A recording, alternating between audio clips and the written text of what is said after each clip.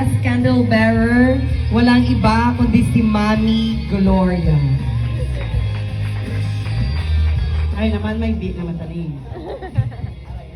Sige ah. So, bata, bupagwap. Yeah!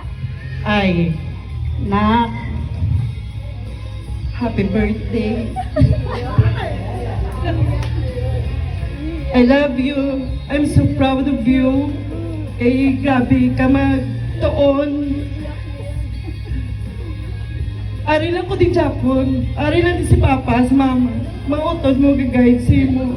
Tapos ang pag-eskwila mo, ay kami hindi tamang gananon.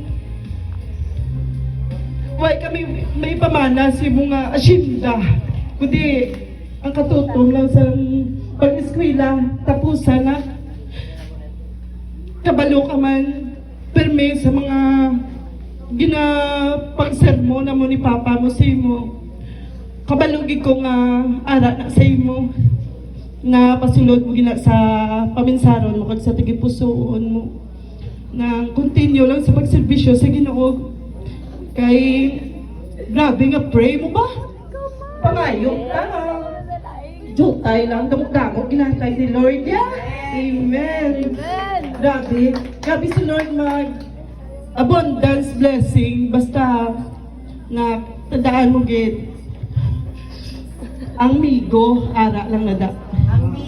Pero kung once makatapos ka sa pag-eskwela mo, damo-damo na yung amigo. Pagkapit siya mo. Na tandaan mo gid perme.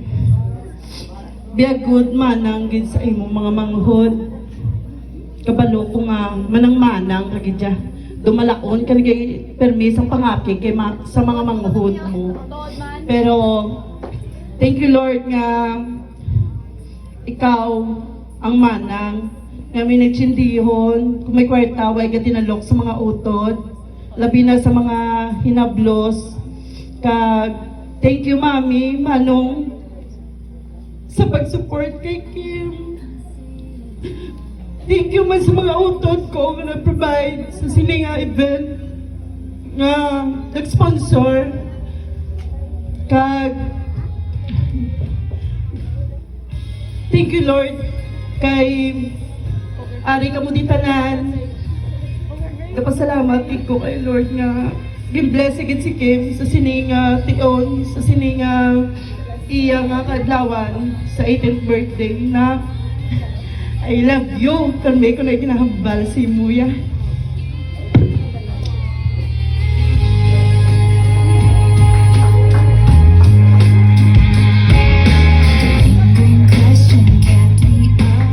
Alright, nakita niyo man ang pagpalang marok sa mga mata ni Maring Gloria, no? Halin sa sugod-sugod kagina naghibi, hasta subong naghibi man ang ginaya ang way nga pagpakita iya kung ano yung kapalangga ang iya nga mga kabataan, especially si Kim nga ara na subong sa legal nga edad, no? Wala gid sang iban nga ginapangamuyo ang ginikanan kundi ang kamayo lang gid sang mga bata. Nakad mga bata, pamati gid ha. Wala sang iban nga ipamana sa inyo ang inyong ginikanan kundi ang edukasyon gid. So samtang may paskwela, hindi gid kamo makapoy magskwela. Okay? Okay. Alright. Amo na tong final act sa aton nga 18 candles. Kagkagina natapos na naman ang 18 roses, no? So ano na ang next gane?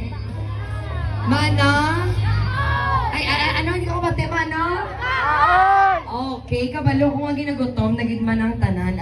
But before we rush to the main event, syempre ang kaon, yun ang main event. Let's take a moment to pause and thank the Lord for this beautiful day and wonderful food He have prepared for us.